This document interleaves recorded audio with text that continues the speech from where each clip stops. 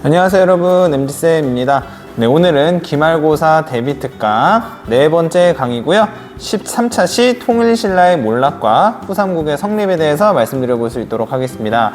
우리가 저번 시간까지 통일신라가 어떻게 흘러왔고 통일신라의 문화와 대외교류에 대해서 배웠다면, 오늘은 이 통일신라가 어떻게 몰락해 가게 되는지 그 몰락 과정에 대해서 여러분들과 함께 살펴볼 예정입니다. 네, 그럼 바로 내용 들어갈 수 있도록 하겠습니다. 자, 통일신라의 몰락의 이유는 총 3가지가 있습니다. 그 중에 첫 번째는요, 바로 왕위 계승 분쟁이 있습니다. 즉, 왕의 자리를 두고 누가 이어나갈 것인지에 대해서 분쟁이 있었다라는 것인데요.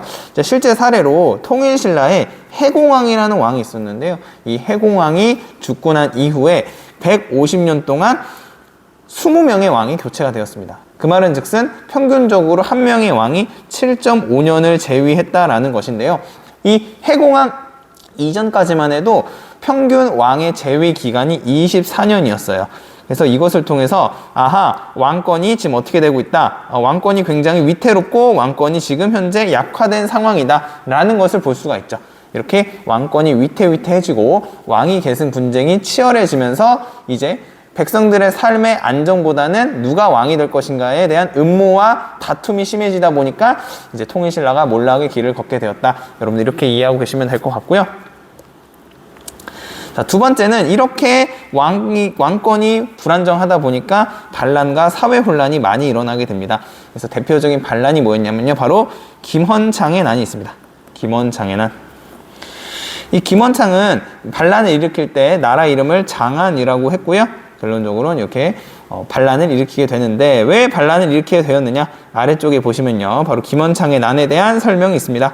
자, 보시면 김헌창이라는 사람이 누구냐면 왕위 계승 분쟁에서 패배한 김주원의 아들이에요. 즉 자신의 아버지인 김주원이 왕위 계승 분쟁에서 승리를 거두었다면 본인도 왕이 될 수 있었는데, 아버지가 실패하면서 그에 대한 불만을 담아 반란을 일으키게 됩니다.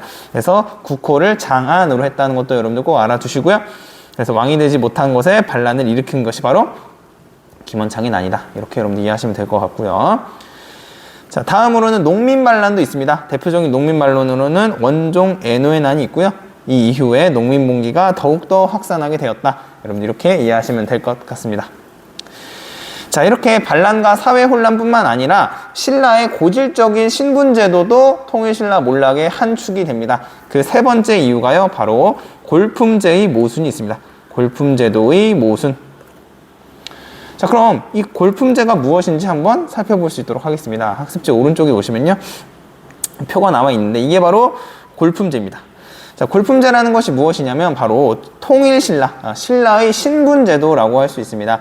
신라의 신분제도인데 특징이 무엇이냐면 바로 타고난 어떤 신분에 따라서 관직 진출 가능 라인이 정해져 있다는 거예요. 본인이 진출할 수 있는 관직에 상한선이 있었다는 겁니다.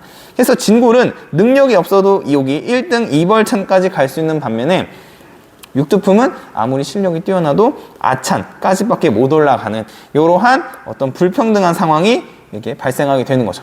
이것이 바로 골품제의 모습입니다. 같이 정리해 볼게요.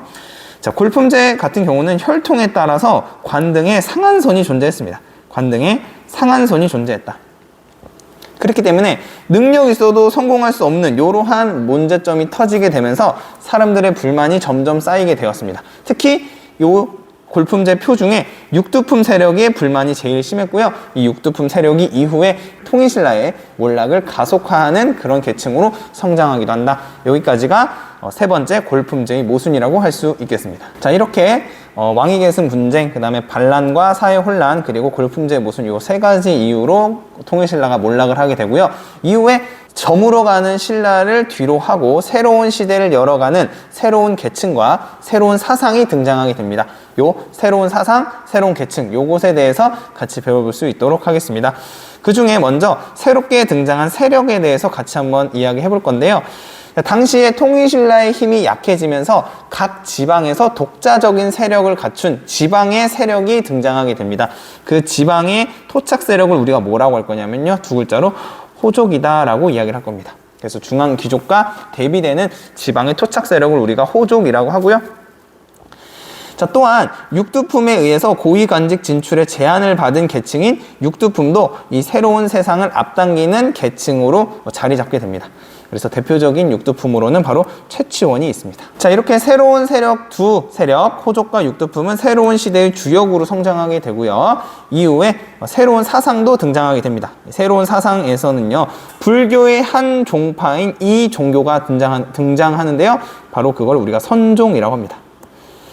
자, 이 선종 같은 경우는 기존의 불교는 이론의 연구를 집중했다면 선종은 내면의 깨달음을 더욱더 강조했습니다. 그래서 불교 경전을 공부하는 것보다 마음가짐, 내면의 깨달음이 더 중요하다라고 강조했기 때문에 글을 많이 모르는 백성들한테 굉장히 인기가 많을 수밖에 없었겠죠.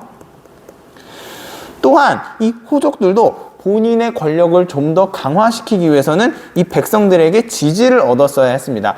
그래서 이 호족들은 백성들에게 인기가 많은 선종을 밀어줌으로써 본인의 세력을 과시 또는 확장시키려고 했고요. 그래서 호족의 후원을 받아서 다수의 사찰이 건립되면서 이 선종도 덩달아서 새로운 사상의 중심으로 떠오르게 됩니다. 자, 이후에 또 다른 사상이 등장하는데요. 그건 바로 땅의 기운이 인간의 운명에 미친다고 주장한 사상인 바로 풍수지리설입니다. 많이 들어보셨죠? 그래서 이 땅의 기운을 중시하는 풍수지리설이 뭐라고 설명하냐면 현재 통일신라가 힘을 잃고 있는 이유는 수도인 경주의 기운이 다했기 때문이야. 그렇기 때문에 새로운 지방이 더욱더 기운이 좋아질 것이고 지방이 점점 성장할 거야 라고 이야기를 하고 있는 거예요. 그런 입장에서 봤을 때 지방의 토착 세력인 호족은 이 풍수지리설의 설명이 너무나도 좋죠? 왜? 지방을 강조해 주잖아요. 경주가 아니라, 중심인 경주가 아니라 다른 각각의 지방이 점점 떠오를 것이다 라고 이야기를 하고 있으니까 호족 입장에선 이 풍수지리설을 지지할 수밖에 없었겠죠.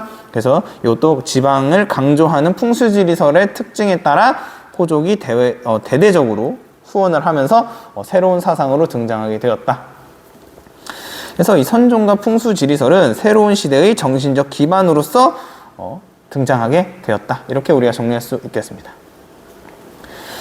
자, 그렇다면 이렇게 새로운 계층과 새로운 사상이 이끌었던, 그래서 등장했던 새로운 시대는 어떤 시대냐? 바로 후삼국 시대다라고 이야기할 수가 있습니다. 우리가 앞서 고구려, 백제, 신라, 삼국시대를 배웠고 이 삼국시대 이후에 새롭게 삼국시대, 세 개의 나라가 한반도를 차지하는 상황이 펼쳐지게 됩니다. 우린 이 시기를 삼국시대에다가 앞에 이후에 등장한 삼국시대라고 해서 후자를 붙여서 우리가 이걸 후삼국시대다라고 이야기를 하게 됩니다.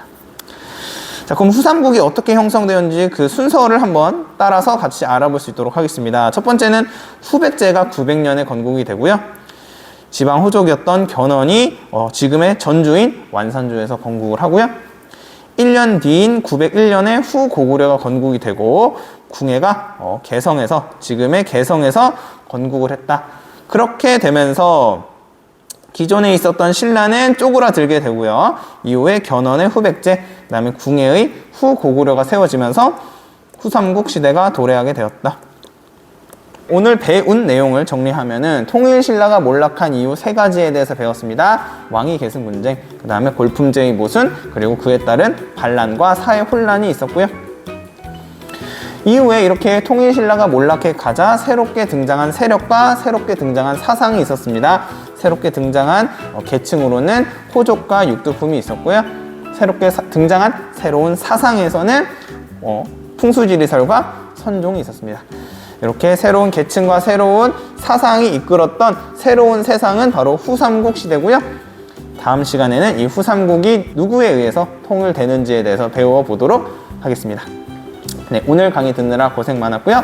다음 강의에서 만나뵐 수 있도록 하겠습니다. 여러분들 열공하세요. 안녕.